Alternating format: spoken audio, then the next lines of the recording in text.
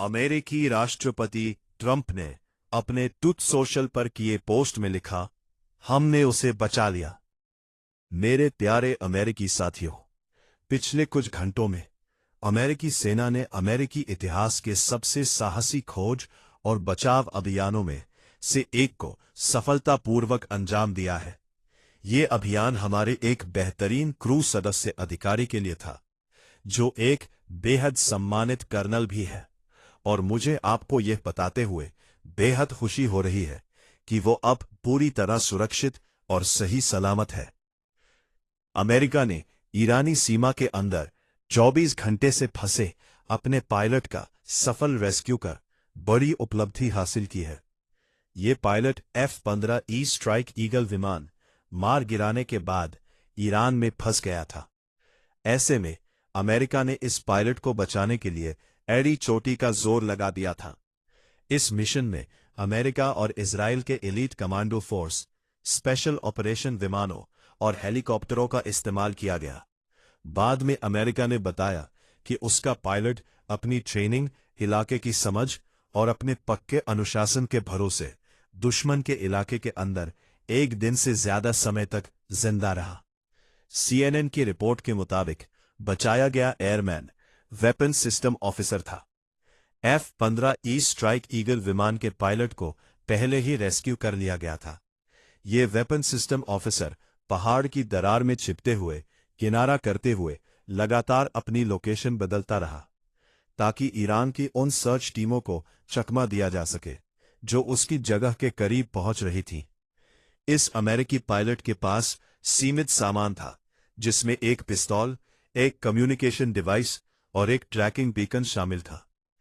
अमेरिकी वायुसेना के सर्वाइवल प्रोटोकॉल में किसी की नजर में न आना, जहां मुमकिन हो वहां संपर्क बनाए रखना और ऐसे इलाके में पहुंचना जहां छिपने की जगह भी हो, वहां से बाहर का नजारा दिखना भी जरूरी है, ताकि आते हुए दुश्मन पर नजर रखी जा सके, शामिल है। होने के बावजूद वह ईरानी सेना से आगे रहने में कामयाब रहा, जो पूरी सरगर्मी से उसे ढूंढ रही थी। स्थानीय रिपोर्टों के अनुसार ईरान ने अमेरिका पायलट की जानकारी देने वालों को इनाम देने की घोषणा की थी, जिसके बाद आम नागरिक भी उसे ढूंढने के काम में शामिल हो गए थे। अमेरिकी पायलट पर पल पल रखी नजर। अमेरिकी अधिकारियों ने बताया कि पायलट की हर हरकत पर रियल टाइम नजर रखी जा रही थी। अधिकारी खतरों को भांपते रहे और पायलट को ईरान से सुरक्षित निकालने के लिए किसी सही मौके का इंतजार करते रहे।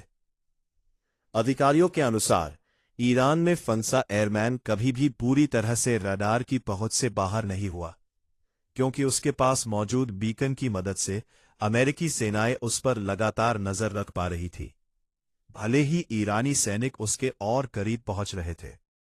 ईरान में क्रैश हुए F-15E फाइटर जेट के अमेरिकी पायलट ने अपनी जान बचाने के लिए एक डिस्ट्रेस बीकन GPS ट्रैकर का उपयोग किया। इस बीकन के जरिए उसने 48 घंटे तक अपनी सटीक लोकेशन भेजी। अमेरिका ने ईरान से पायलट को बचाया। ईरान में फंसे अमेरिकी पायलट को बचाने के लिए चलाए गए इस अभियान को अमेरिका के हालिया सैन्य इतिहास के सबसे पेचीदा और मुश्किल अभियानों में से एक बताया जा रहा है। इस अभियान में स्पेशल ऑपरेशंस फोर्स और इंटेलिजेंस टीमें भी थी। CIA ने ईरान को गुमराह करने के लिए एक धोखे का ऑपरेशन भी चलाया।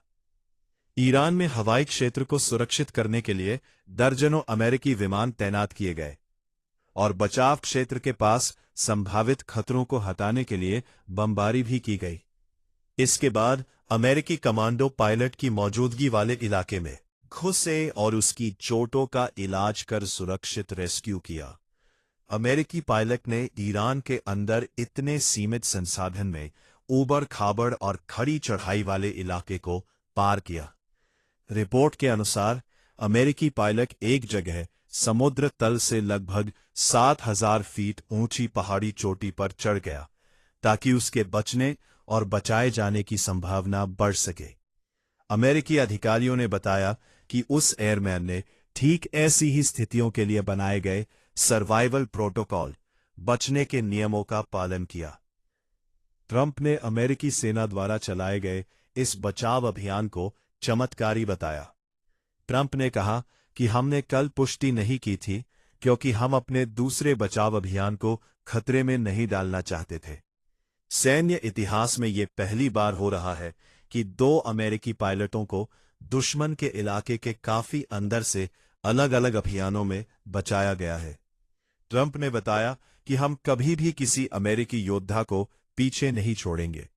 हमने इन दोनों अभियानों को बिना किसी एक भी अमेरिकी सैनिक के मारे जाने या घायल हुए बिना सफलतापूर्वक पूरा किया है। हमने ईरान के आसमान में अपना हवाई वर्चस्व और श्रेष्ठता हासिल कर ली है। अमेरिकी राष्ट्रपति ट्रंप ने अपने ट्रूथ सोशल पर किए पोस्ट में लिखा, हमने उसे बचा लिया।